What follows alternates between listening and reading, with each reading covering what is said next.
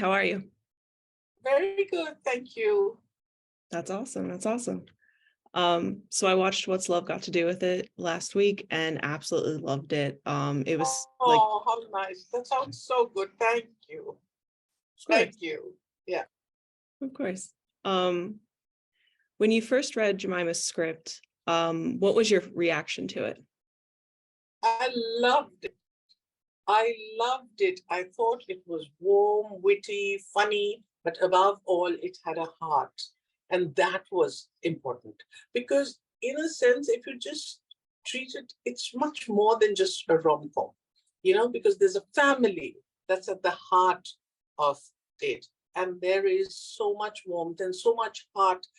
And that's what actually appealed to me the most. And I remember when Emma Thompson and I were talking about it, that's what Emma said. My God, it's a heart. The film has a heart and it goes straight into you. And in today's day, when there's so much strife and there's so much darkness, it's so nice to have a film with a heart and humor and just everything that goes with it. And a film that doesn't sit heavily in judgment on one culture over the other. It just presents it as it is, and it's for you to decide. That's what I like, that it doesn't place judgment on any one culture. I agree. I agree. That's what I like about it too. Um, how did you approach your character, Aisha? You see, she's very different from me because I grew up in a very progressive, very liberal family, and where my parents believed that art should be used as an instrument for social change. And I have been involved with the women's movements and the slum dwellers, and have had a completely different trajectory.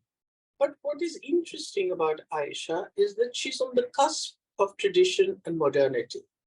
And how I had to balance that and make it real was the challenge. I think it's always a challenge if you have, um, a cusp that you have to work on.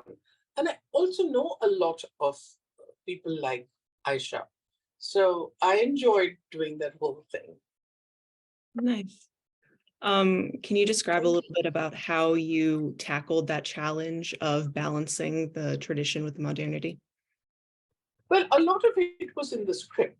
I must say, a lot of it was in the script, but it's the moments when there are no dialogue, in the looks, in the disapproval of her daughter-in-law. She feels her daughter-in-law is not Shehzad's wife, but the other brother's wife. So there's little disapproval of her. There is some expectation over there, but there's also a largeness of heart. There is a warmth to embracing Emma's character and recognizing that she's alone and she has such a small family. She just has one daughter who doesn't live with her. And so this just this tackling of biryani that she's made, and she says, all right, this is for you. Stuff like that. That is where I had to play it carefully. And Shekhar is a very good director for actors. He doesn't impose his view on you. He sort of coaxes you, cajoles you, and gets what he wants from you. So that's always very heartening. I love that. Um, I heard that one of your favorite lines is falling into like walking into love. And I was wondering what really like made that line stick out to you to make it your favorite? Because it's such a wise line. It is such a wise line. It's full of wisdom. And it is something that we are never taught. We are taught that you have to fall in love and romance, and romance really falls out of the window because marriage and relationship is all about little mundane things for which you are not prepared at all. And so these lines really, I think, take us where we've never been. I like that. Mm. Thank you. Um, and you've mentioned this a little bit, that this film is more than a rom-com. There's all this blending of culture and tradition and identity. And specifically with the blending of Eastern and Western cultures, there's a lot of us that are like Zoe that don't know anything about assisted marriage, don't really know anything about Eastern culture. So what is something that you really want us to take away from this film? Well, firstly, keep yourself open to the fact that for far too long, it's the Western cultural paradigm that has been imposed on the East. It's finally the East that is getting a chance to also open its culture up to you. So we are saying, please now test us within our own cultural paradigms rather than those imposed from the West. That is the most important thing, because there has to be an affectionate look at cultures which are different, rather than just disapprove or say, oh God, this is so alien or something like that. So the warmth of the family is a very Asian thing. And in the West, there is individualism, which is very important. And I'm not denying that it's very important. But for us, family comes almost above the individual. And there's some merit to it. And of course, some not so not so wonderful. But I think that's what I would like to take from it. And I'd like to also say that,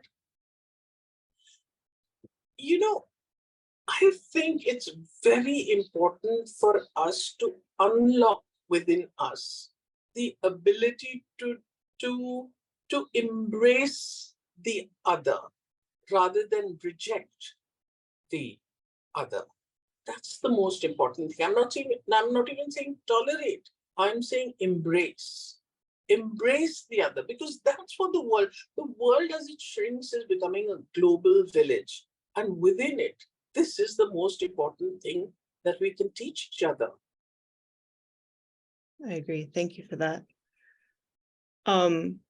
With all that being said, in your opinion, does a film like this really push Hollywood to continue moving forward with all of the representation?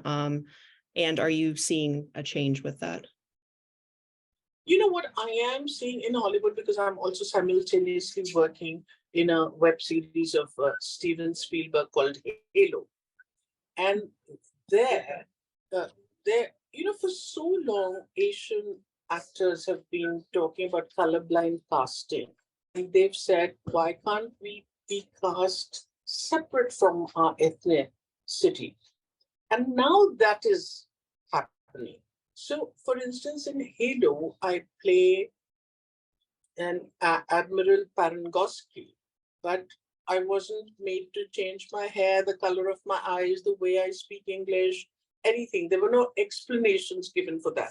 And we had Koreans, and we had Canadians, and we had Black Americans, and all kinds of people on the set. And neither of the actors had to deny their ethnicity. I think that's a very important thing that has happened. Great. Thank you. All right. I got the wrap-up signal. So unfortunately, those are all the questions that I have. But it was great talking to you. Again, I love. Thank you. It was wonderful. Thank you. Okay. Bye-bye. Bye. Tell your friends to watch it. Oh, I will. I will. Okay.